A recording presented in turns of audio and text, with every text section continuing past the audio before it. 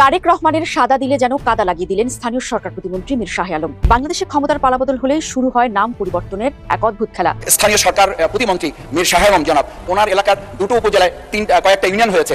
একটা ইউনিয়নে ওনার পরিবারের, ওনার বংশের নামে মীর বাড়ি বংশের নামে একটা ইউনিয়নের নাম করা হয়েছে। ওনার দুই সন্তানের নামে দিগন্ত এবং সীমান্ত দুই সন্তানের নামে দুটো ইউনিয়নের নাম করা হয়েছে। এটা যদি বর্তমান সময়ের একটা পরিস্থিতি হয়, এই যে আমাদের প্রভাব বলয় তৈরি করা। মীর শাহ আলমের কাছে ওনার দখলে চলে গেছে। ওনার দুই ছেলের নাম দিছে, একটা নাম সীমান্ত, সীমান্ত ইউনিয়ন, আরেকজনের নাম দিগন্ত, দিগন্ত ইউনিয়ন। নিজে কাজটা করছে দেখেন মাননীয় প্রধানমন্ত্রী, এটাও দেশের মানুষ মাইনা নিবে না। রাষ্ট্র নিয়ে তাদের মাথা ব্যথা নাই, তারা ইউনিয়ন ছেলের নামে দিয়ে দিতেছে, এলাকার নাম ছেলের বাপের নামে দিতেছে। তার কিন্তু একটা বউ আছে, মেয়ে আছে। আমরা দাবি করতেছি মাননীয় মন্ত্রীর বউর নামে জেলার নাম করা হোক, মেয়ের নামে আরেকটা উপজেলার নাম করা হোক। এই উপজেলার নাম জেলার নাম আমরা মানি না। মীর শাহ আলম স্থানীয় সরকার প্রতিমন্ত্রী, যে সরকারের মন্ত্রী মির্জা ফখরুল ইসলাম আলমগীর সেই সরকারের প্রতিমন্ত্রী।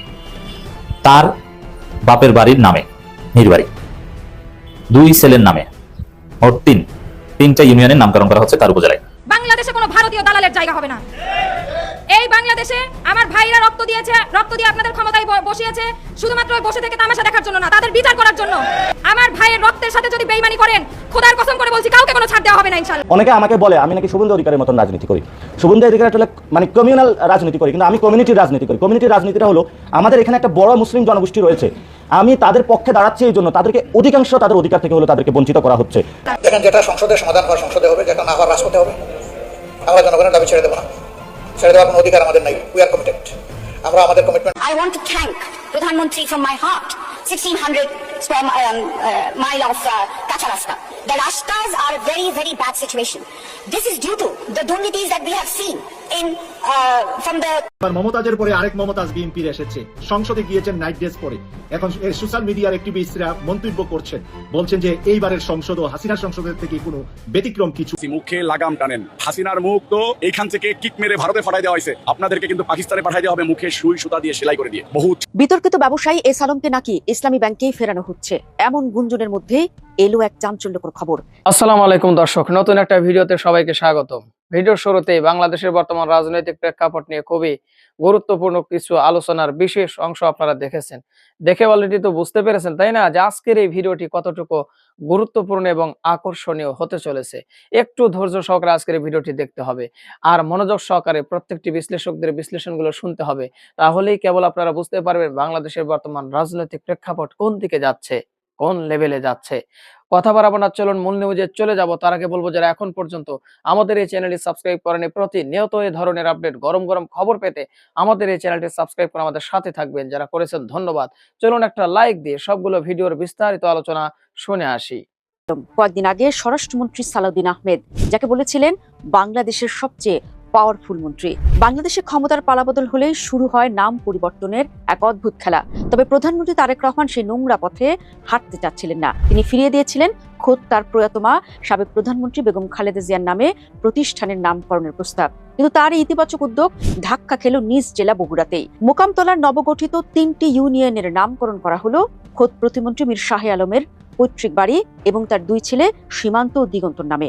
এ নিয়ে দেশ জুড়ে তীব্র বিতর্ক শুরু হলে প্রতিমন্ত্রী জাতীয় সংসদে যে কৈফিয়ত দিলেন তাও স্বাভাবিকভাবে গ্রহণ করছে না সাধারণ মানুষ। খোদ বিএনপিপন্থী লোকজনই এখন উগড়ে দিচ্ছেন ক্ষোভ। তারা বলছেন, এমনটি হলে বিগত আওয়ামী লীগ সরকারের সাথে এই সরকারের পার্থক্য থাকলো কোথায়? দর্শক, গত মে মাসে বগুড়ার শিবগঞ্জ উপজেলা ভেঙে মোকামতলা নামে নতুন একটি উপজেলা গঠন করে সরকার। এলাকার মানুষেরা সরকারের এই সিদ্ধান্তে বেজায় খুশি, কিন্তু সেই আনন্দ নিমিষেই রূপ নিল তুমুল আলোচনা আর ফিসফাসে যখন জেলা প্রশাসকের সই করা সরকারি গেজেটটি ছড়িয়ে পড়ল। প্রশাসনিক পুনর্গঠনের অংশ হিসেবে সেখানে নতুন 4টি ইউনিয়ন গঠন করা হয়েছে। আধুনিক জেনারেল হাসপাতাল ও উন্নত প্রযুক্তি এবং অভিজ্ঞ চিকিৎসক দলের নিরলস প্রচেষ্টায় আমরা আছি আপনার পাশে। ডেল্টা হাসপাতাল, মায়ের মতোই যত্নশীল। এর মধ্যে একটির নাম স্বর্ণগ্রাম, এ নিয়ে কারো কোনো আপত্তি নেই, কিন্তু বাকি 3টি নাম দেখে সবার চক্ষু চরক গাছ। নামগুলো হলো মীর বাড়ি, সীমান্ত এবং দিগন্ত। খোঁজ নিয়ে জানা গেল স্থানীয় সংসদ সদস্য এবং স্থানীয় সরকার প্রতিমন্ত্রী মীর শাহ আলমের পৈতৃক বাড়ির নাম হচ্ছে মীর বাড়ি, আর তার দুই ছেলের নাম যথাক্রমে মীর শাকরুল আলম সীমান্ত এবং মীর সাকলাইন আলম দিগন্ত। ব্যাস, এরপরই শুরু হলো তুমুল আলোচনা সমালোচনা। কিন্তু কিভাবে প্রতিমন্ত্রীর ছেলেদের নামে ইউনিয়ন হয়ে গেল? জাতীয় দৈনিক সমকাল বলছে, গত ৩ জুন শিবগঞ্জ উপজেলার এক সভায় খোদ বিএনপির এক স্থানীয় নেতা এই নামগুলোর প্রস্তাব করেন। সভায় উপস্থিত সবাই হাততালি দিয়ে তার সঙ্গে সঙ্গে পাশ করে দেন। এরপর উপজেলা প্রশাসন থেকে লিখিত প্রস্তাব যায় জেলা প্রশাসকের কাছে। জেলা প্রশাসকও গেজেট জারি করে নামগুলো সিল মোহর করে দেন। যখন উপজেলা নির্বাহী কর্মকর্তা জিয়াউর রহমানের কাছে জানতে চাওয়া হয়েছিল নামগুলো কারা প্রস্তাব করেছে, তখন তার উত্তর ছিল কয়েকজন ব্যক্তি নামগুলো প্রস্তাব করেন, তবে কারো নাম নাকি তার মনে নেই। দর্শক, এই নামকরণের বিতর্ক শেষ পর্যন্ত গড়িয়েছে জাতীয় সংসদেও। সোমবার 2025-26 অর্থ বছরের সম্পূরক বাজেটের আলোচনা চলছিল। সেখানেই যেন এক রাজনৈতিক বোমা ফাটালেন জামায়াত ইসলামের সংসদ সদস্য মোহাম্মদ শফিকুল ইসলাম মাসুদ। তিনি সরাসরি স্থানীয় সরকার প্রতিমন্ত্রীর দিকে আঙুল তুলে বললেন, বিগত ফ্যাসিস্ট সময়ে নাম পরিবর্তনের যে সংস্কৃতি ছিল, আমরা তা থেকে বের হতে চেয়েছিলাম। প্রধানমন্ত্রী যেখানে নিজের পরিবারের নামে প্রতিষ্ঠানের নাম নাকচ করছেন, সেখানে প্রতিমন্ত্রীর মীর বংশ এবং তার 2 ছেলে সীমান্ত দিগন্ত নামে ইউনিয়নের নাম হচ্ছে। এই একই সংস্কৃতি তো আমাদের মাঝে আবারও ফিরে আসছে। মাগরিবের নামাজের বিরতির পর শুরু হলো আসল নাটক। চিফ হুইপ নুরুল ইসলাম মনির অনুরোধে স্পিকার হাফিজউদ্দিন আহমদ প্রতিমন্ত্রী মীর শাহ আলমকে ব্যক্তিগত কৈফিয়ত বা ব্যাখ্যা দেওয়ার সুযোগ দিলেন। প্রতিমন্ত্রী মঞ্চে দাঁড়িয়ে যা বললেন তা শুনে সংসদের সরকারি দলের এমপিরা হয়তো টেবিল চাপড়ে বাহবা দিয়েছেন, কিন্তু সাধারণ মানুষের কাছে তা স্রেফ গাল গল্পের মতো লেগেছে। প্রতিমন্ত্রী দাবি করলেন, এই মিল কোনো ক্ষমতার অপব্যবহার বা উদ্দেশ্য প্রণোদিত নয়, বরং একেবারে মিরাকেল বা অলৌকিক ঘটনা। উনি কেন এর সঙ্গে আমার সন্তানদের নাম জড়িয়ে হলো? মিরাকেলে আমার সন্তানদের নামের সাথে মিলে গেছে ঠিকই, এরকম নামকরণ সীমান্ত এবং দিগন্তর বহু নাম বাংলাদেশের বিভিন্ন জায়গায় রয়েছে। তার যুক্তি ছিল, সৈয়দপুর ইউনিয়ন ভেঙে সীমান্ত ইউনিয়ন করা হয়েছে কারণ এটি গাবতলী ও সোনাতলা উপজেলার সীমান্তে অবস্থিত, আর দেউলি ইউনিয়নটি গাইবান্ধা জেলার সীমানার কাছে এবং মূল এলাকা থেকে অনেক দূরবর্তী। দূরে দিগন্তর মতো দেখায় বলেই নাকি এর নাম রাখা হয়েছে দিগন্ত। সৈয়দপুরের সাথে নাম মিল করে সীমান্তবর্তী হওয়ায় নতুন ইউনিয়নের নাম করেছেন সীমান্ত ইউনিয়ন, এবং আরেকটি ইউনিয়নের নাম ছিল দেউলি ইউনিয়ন, যেটি গাইবান্ধার একদম কাছে অনেক দূরবর্তী হওয়ার কারণে স্থানীয় প্রশাসন এবং জনগণের শুনানিতে সেই ইউনিয়নের নাম রেখেছে দিগন্ত ইউনিয়ন। দর্শক, প্রতিমন্ত্রীর সংসদে দাঁড়িয়ে যতই অলৌকিকতার যুক্তি দেন না কেন, বাস্তব চিত্রটা কিন্তু দেশের মানুষ ঠিকই বুঝে ফেলেছে।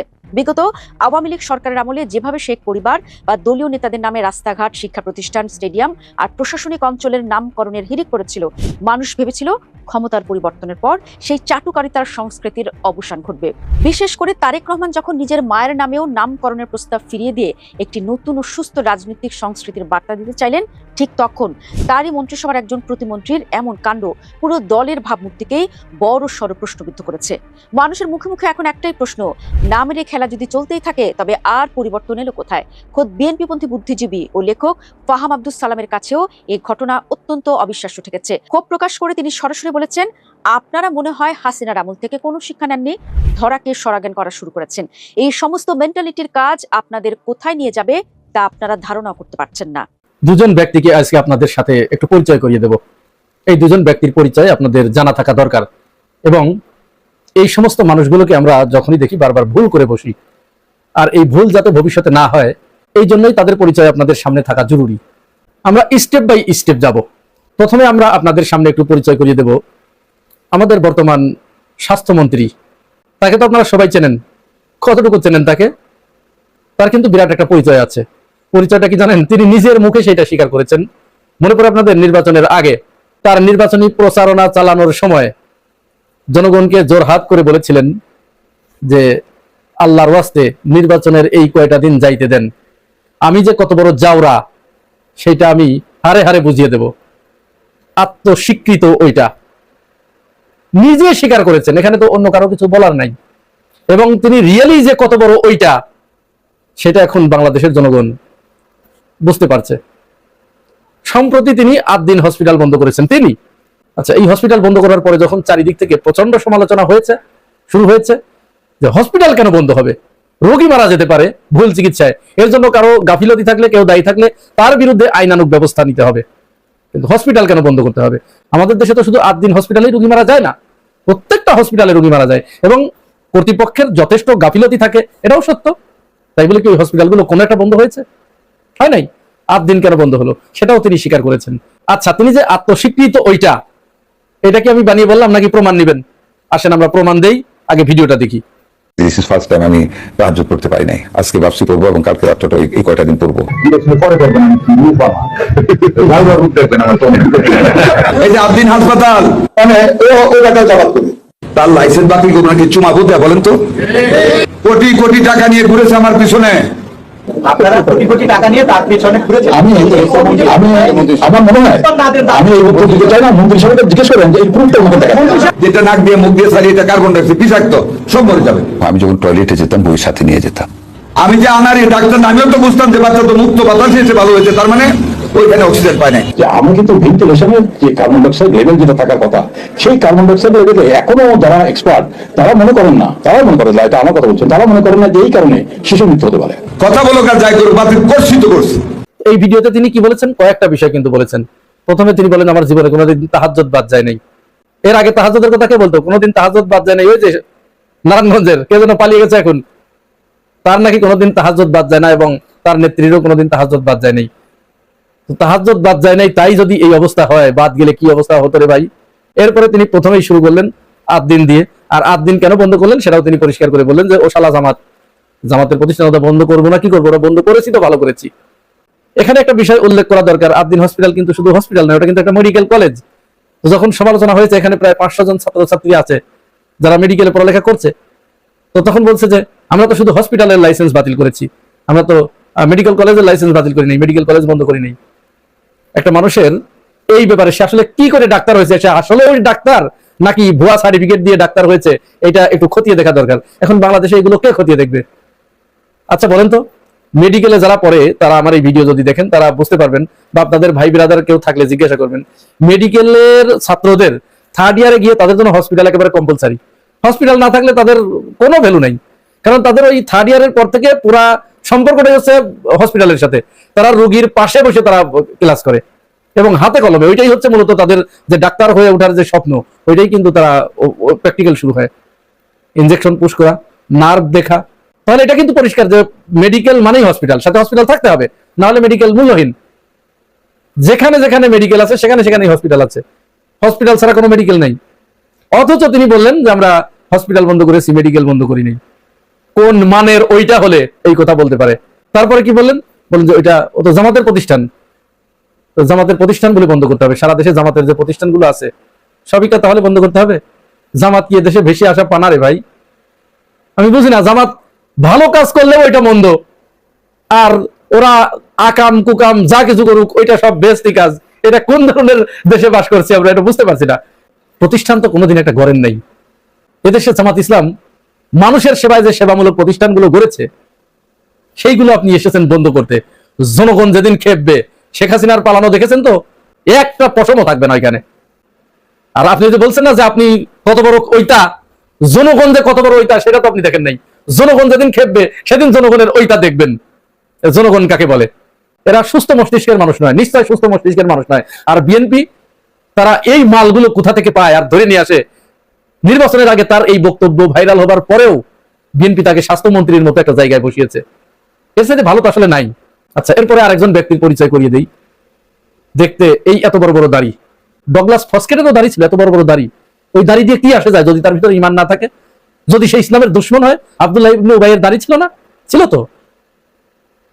এই লোকটা, এই মনিরুল হক চৌধুরী, সে গত 2 দিন আগে সংসদের ভিতরে দাঁড়িয়ে বিরোধী দলীয় নারী সংসদ সদস্যদের পর্দা সম্পর্কে যে কুরুচিপূর্ণ মন্তব্য করেছে, যে কথাগুলো বলেছে, এই বিষয়ে আমি আলোচনা করার ইচ্ছা ছিল না, পক্ষপাতী ছিলাম না, যে না যা বলছে বলছে, ওখানে তো সংসদের ভিতরে একটা প্রতিবাদ হয়েছে, ওটা ওখানেই চুকে যাক। কিন্তু তার আরেকটা পরিচয় পাওয়ার পরে আমার কাছে মনে হলো তার পরিচয় আসলে আপনাদের জানা থাকা দরকার। প্রথমে তার অতীত একটু বলি। 1974-75 সালে সে কিন্তু ছাত্রলীগের সভাপতি ছিল। তো ছাত্রলীগের সভাপতি যেসব মাল থাকে ওসব মাল সম্পর্কে তো আপনারা জানেনই, ওই যে ফোজা পাগলা একটা ছাত্রলীগের সভাপতি ছিল, সে কি জিনিস এখন তো আপনারা হারে হারে বুঝতে পারছেন। এরকম আরো অনেকে আছে যেগুলো ওইখান থেকে এসেছে, সেইগুলোই এখনো ওইখানেই চেটে বেড়ায়। এরপর কুমিল্লা 10 আসন থেকে 9 আসন থেকে সে জাতীয় পার্টির নির্বাচন করেছে, হেরেছে। সর্বশেষ তিনি এই 2026 সালে কুমিল্লা 6 আসনে এসে নির্বাচন করেছেন বিএনপির হয়ে, এবং তিনি সেখান থেকে জিতে এসেছেন।